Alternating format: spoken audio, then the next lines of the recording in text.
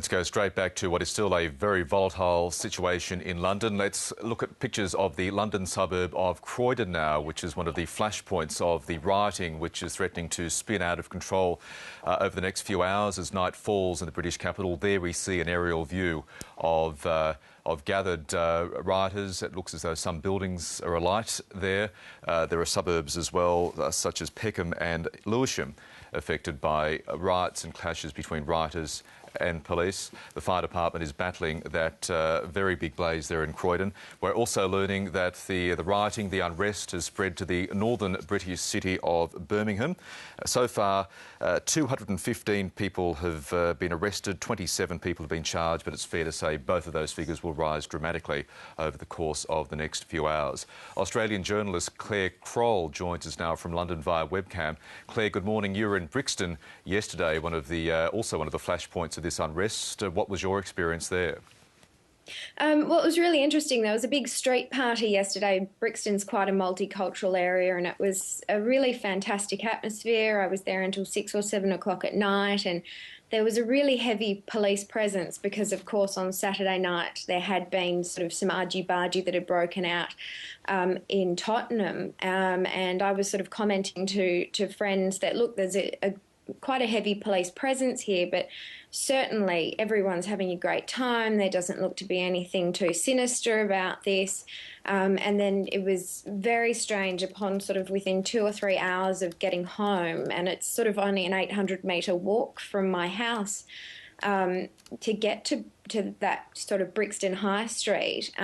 We were hearing choppers overhead and all kinds of things and not really sure what was going on. So we sort of all went to bed, and it wasn't until we woke up this morning that we found out really what had happened. And out on the street today, I mean, there has been a heavy police presence there all day. The tube station has been closed because it's a very busy tube station, and it's a lot of people sort of congregate in that area. So I think the primary reason for keeping that closed was just to keep people out of the way. And since I've gotten home tonight, I've been watching the news, as I think a lot of people have obviously been asleep at home, but it's sort of all been happening over the prime time television viewing here, and it's just unbelievable. It's suburb after suburb, you know, if I had a map, just watching all these places that you're looking at, and most recently there's an area, Clapham Junction, which is home to one of the busiest train stations in all of London, and a place that I pass through quite frequently, and the shops along that street are being looted as we speak. I can see reporters that are broadcasting live just using their iPhones, and these shops are just getting smashed in. People are setting things alight. It's really quite scary to watch.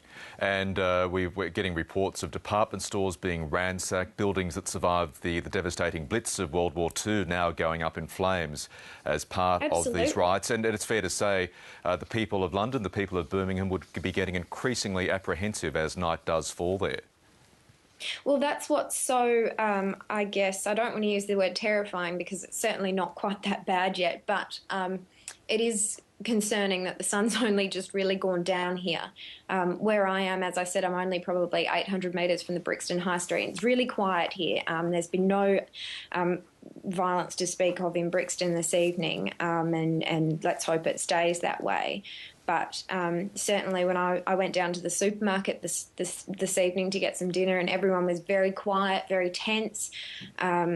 You know, people sort of, I wouldn't say that they were buying up a lot of food because they were really worried about it, but, you know, the high street areas are the ones that are being targeted, and they're really, I think, concerned that other shops will be targeted, you know, your Tesco's and your electrical stores, that kind of thing. And we have police virtually pleading with people to get off the street so they can get in there and do their work and arrest the ringleaders of these riots. That's right, yeah. I mean, I'll be honest with you, since the sun's gone down, I haven't gone out, and I don't really want to go out. But all I'm getting is basically information from the television, which is BBC News, and they're saying, look, just everyone stay inside, and I'm certainly not going to argue with that point. I can hear some of my flatmates coming home, and that's certainly been something that we've been in contact all night, just saying, well, look, we know that this tube station's closed. We know there's some argy-bargy in this area. Don't go home this way, that kind of thing. Claire Krol, I really appreciate the on-the-ground update. We'll speak to you a bit later on. Thank you. Okay, thank you. I'll just share with you an observation made by a journalist who works for the New York Times London Bureau, and he's there in Hackney at the moment. Kids in Hackney smashing, looting, vandalising with utter impunity. Asked one who kicked a trash can over in front of me why. He just shrugged. And UK police are saying that 35 of their officers have been injured and more than 200 people have so far been arrested in those London riots in various flashpoints right across the city. It is just hard to grapple with, isn't it? The sheer enormity of what's going on. And the question may have to be asked if police and other emergency services are stretched.